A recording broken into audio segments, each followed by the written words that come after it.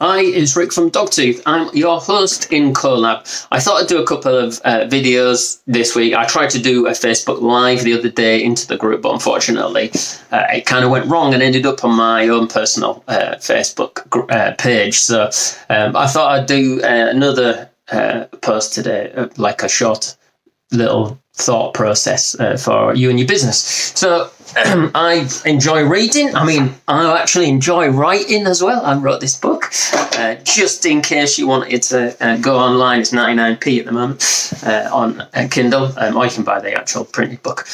But I enjoy reading, and I have this little book called The Art of Creative Thinking, and I know Mark Pierce also has this. He recommended it. I think I bought it ages ago. It sat on my shelf, and then Mark recommended it, so I started reading it.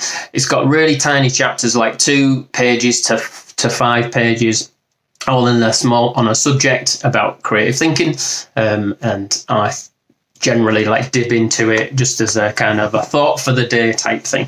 And actually today was about don't be recessive in a recession, and the story is actually about Kellogg's cornflakes, or Kellogg's, the company. They in the 1920s, a lot of the Great Depression came along, and a lot of the companies that were part of that process, around at that time, they decided to halt or certainly reduce the spend on advertising and things. And in a recession, it's a natural and a normal process, and even to this day, a lot of people do that. Most people do that, because we want to get to the other side of the recession.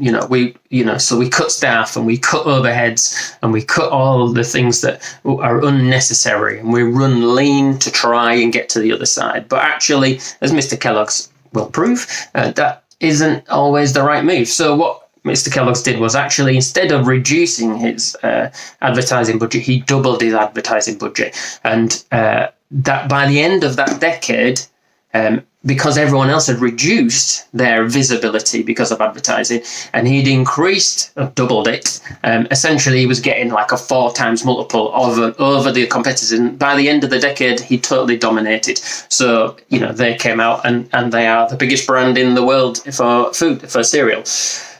So it feels like the natural thing, the right response is to cut back, but actually it might prove that it's not.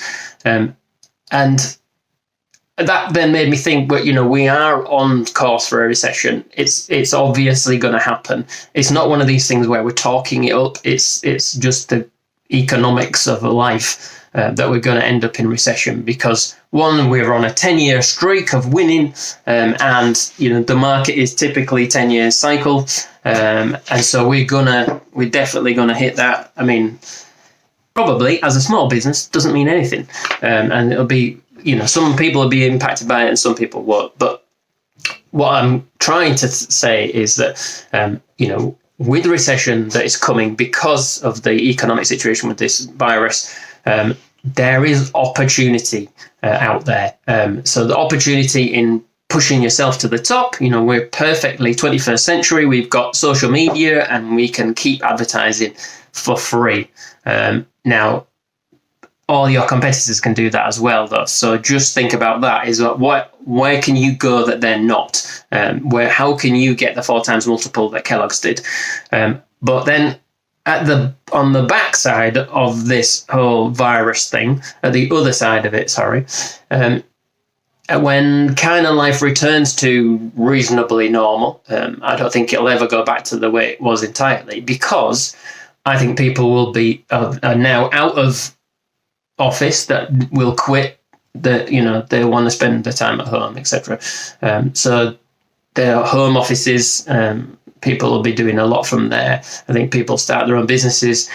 And also you have an age demographics issue, which is showing that there's a lot of people coming up to the age of retirement, and a lot of people retire in recession times.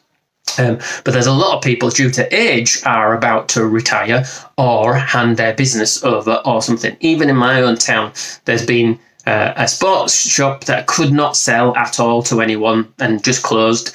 He, the owner of it, he ran it. All as a kid, we used to go there to get our stuff for swimming and things as a primary school kid. So he's been in this town for a long time, and no one wanted it because of Amazon, because of every other store. The only thing they had going for him was shotguns. That was probably the only reason why he kept on going as a business, because I live in a rural town, and he sold shotguns. That was about it. But he's gone. No one bought it. It's just completely gone. And then there's also a newsagent in the town, and he's been trying to sell for like the last 2-3 years, and no one's bought that. It's very, very difficult for older people to get that. If their business is their retirement fund, they're not going to get it, unfortunately, because it's so easy to start a new business. So as a business owner, what could you do? Well, there's opportunity. Take the legacy of that person, and basically you can build on it. So you as a company can buy them or invest in them, or, take over their space. If they quit, there's an opportunity. If they just decide it's not worth it and they close their door, they've just opened an opportunity. So anyway, I kind of gone on a bit of a ramble, and it went a little bit longer than I thought. But my point is, recession is actually an opportunity. Okay. All right. So that's Rick out on Collab. Goodbye.